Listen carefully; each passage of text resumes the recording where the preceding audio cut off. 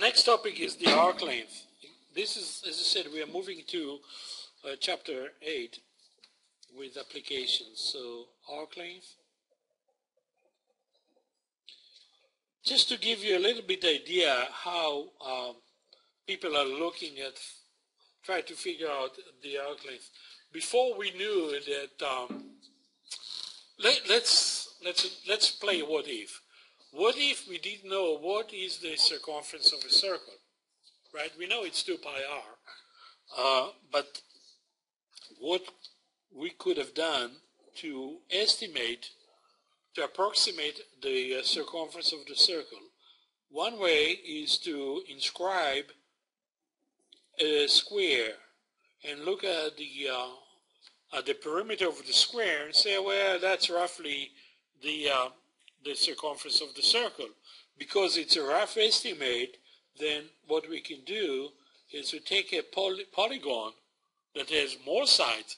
Let's say, what happens if we take something like octagon, okay, 8 sides. And now we can see that if we calculate the length of the octagon, then we get a better approximation of the circumference of the circle, right? And eventually we're going to say that the circumference of the circle, let's say C equals the circumference of the circle. If we'll take, so this is a square here. So this is, a square is 4-gon. Okay, the shape is polygon, and octagon is 8-gon. Okay, poly is many, polygon is many. So we have 8, so octagon is like 8-gon. And what we say that C can be equals to, if we increase the number of the sides n to infinity, then, and we'll take the limit as n goes to infinity, and this will be the perimeter. So we take the limit of the perimeter of an n-gon, okay, n.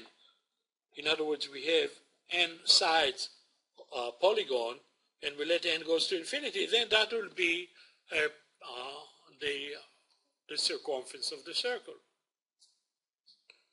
Follow this rationale, we can find the arc length of the curve. So this is a circle, really is a closed curve, and we can look at an open curve like this, right? And this curve is y equal f of x. And let's say we want to know what is the length if we go from one point, let's say x equal a, to another point, x equals b. So in general, we're going to break it down to many points. In this case, just for, because I want to make a point here, I'll break it down into 5 intervals. And now I'm approximating the length of the curve by line segments, like so. Okay? And I'm saying that the length of the curve from A to B will be approximated by the sum of the length of each segment.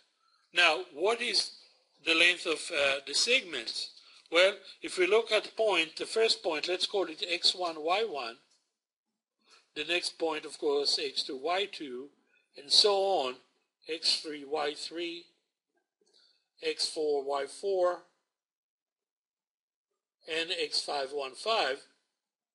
And we know the distance. Let's say this distance is d1, d2, d3, d4. We know the distance formula, right? We're going to say that d sub I, individual distance, by the Pythagorean theorem, d squared will be delta x squared plus delta y squared, right? So it will be the square root of delta x sub I squared plus delta y sub I squared. Well, delta x sub I will be the difference between x sub I and x sub I plus 1, and so on. Okay? And the total length, if L is the arc length, right? So we're going to say that if let L equals the arc length, then we're going to say that L will be the sum, the limit of the sum I goes from 1 to n if we have n many distances like that. In other words, we need to have n plus 1 points, but we'll have n pieces all added together, then we'll have delta x sub I squared plus delta y sub I squared inside here, and we let the limit as n goes to infinity, similar to what we did on top here with the circle. Now, this limit and the sigma smell like integral, isn't it? Because that's how we developed, Leibniz and his gang developed the integral. So this is the limit of some kind of Riemann sum, so to speak.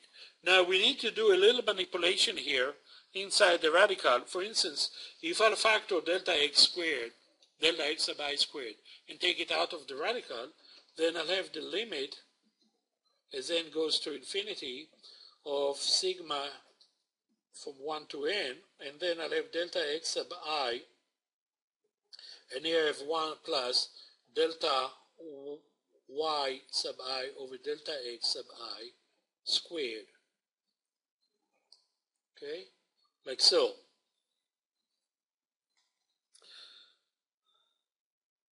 So, and this really, if you look at delta x, remember, if you take the limit as n goes to infinity, delta x becomes very small. So small, we call it the differential dx. And delta y over delta x becomes dy over dx. And dy dx is the derivative. So, one more step, we say, well, this is, by definition, is the integral from a to b, the boundaries, of 1 plus dy dx squared dx. We can write it also, since dy dx is f prime, we can write it as the integral from a to b of the square root of 1 plus f prime of x squared dx. Okay, and this is how we calculate the arc length.